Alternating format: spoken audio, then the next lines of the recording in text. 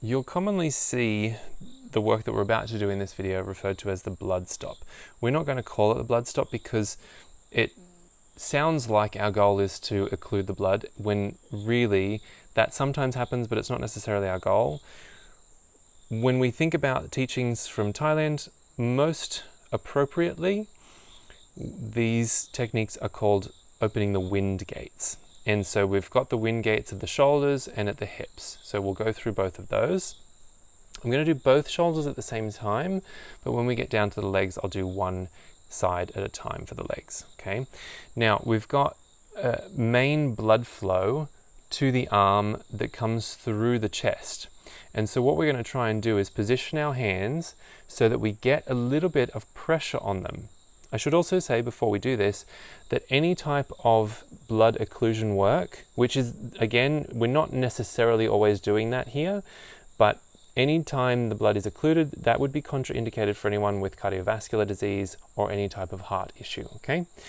We also consider that for anyone who's pregnant, we wouldn't do this type of work as well, especially to the point where we are occluding the blood.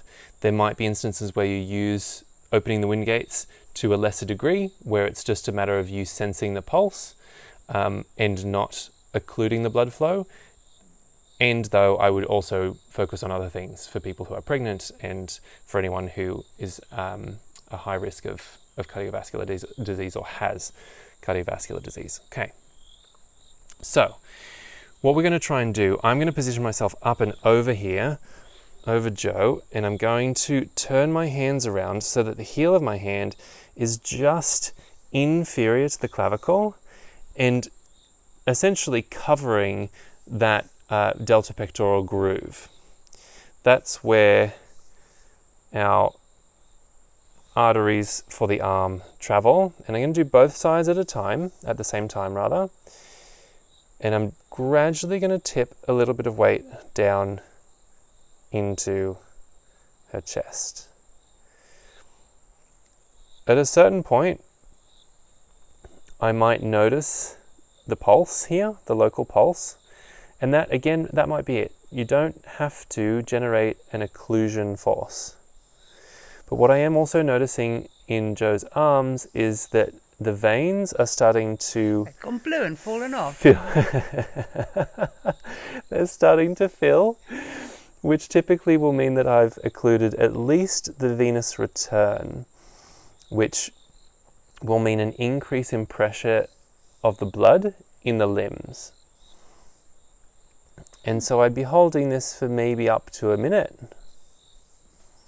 whether or not I've occluded the blood.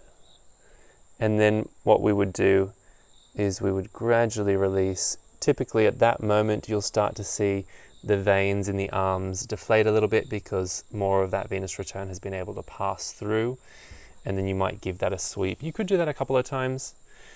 It can be really helpful for someone who has circulation issues in the extremities and help to drive a little bit more force of blood flow through the limbs and drive some temperature changes there. Okay, so we give that a little sweep, and then we will head down to the legs. To get ready for the legs, we're going to go from, there was a little crack of the hip there. We're going to go from tree. You don't have to, you can have the legs out wide, but I do find that being in tree gives you really good access to the femoral artery, and it also just creates a little bit more comfort for people. So set yourself up in a warrior stance as though you were doing a tree, and then what we're searching for, we're going to come up close to the hip crease, and we're searching for that blood flow through the femoral artery. And it's quite a prominent pulse. Where the shoulders were maybe not so prominent in the strength of the pulse, we almost always have a really strong pulse here traveling through the femoral artery. And again, what you can do is you can find that pulse and you can provide a light amount of weight there. It does not have to be a force that occludes the flow of blood, okay? That's important for us to remember. If that's something that you would like to provide for the person that you're working on, then what you would do is, after finding the pulse, it's pushing against the heel of your hand, you would gradually add a little bit more weight, incrementally, until such a time as that blood flow pauses. The theory is, if you occlude the main flow of blood to the leg, the residual pathways get used more, and that can help with things like sitting in meditation for long periods of time, which is one of the reasons why people historically use techniques like this, is to help them continue to have blood flow in their legs while they were sitting in lotus or in a sukhasana position for a long period of time. What you'll notice is once the blood flow is occluded, if that's where you're going, the pulse will actually feel lighter because it will only be pushing up against the lateral edge of your hand, or the outside edge of your hand. And then what we'll do, after occluding that for about a minute or a bit less, is we gradually release. And if you have occluded, you'll feel a reperfusion of blood down into the leg. You can, a nice warm flow, yeah, exactly. You can add in a sweep as well. I like to let people feel that flow of blood first and then sweep secondarily. And then we'll do that on the second side.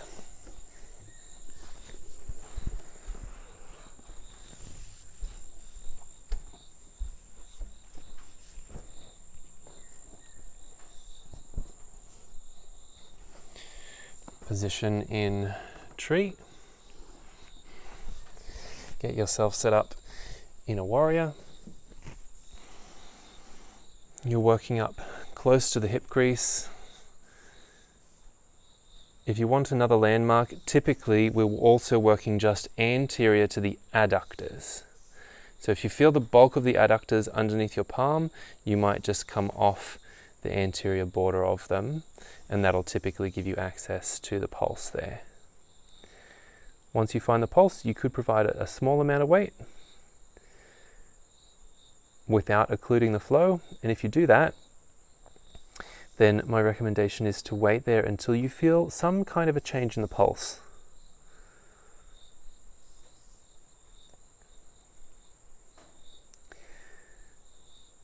The theory there is that you're simulating additional pressure in the blood vessel. And so the baroreceptors in your arteries, which are all about detecting pressure, after a little bit will note that there's an increased pressure locally and will go about causing some vasodilation in order to decrease that pressure, which typically means that you'll also note changes in heartbeat and the degree of blood flow in the area. We're clever, aren't we? Yeah. Our biology is, at least. Yeah. We're not always so clever. We can be a bit twatty.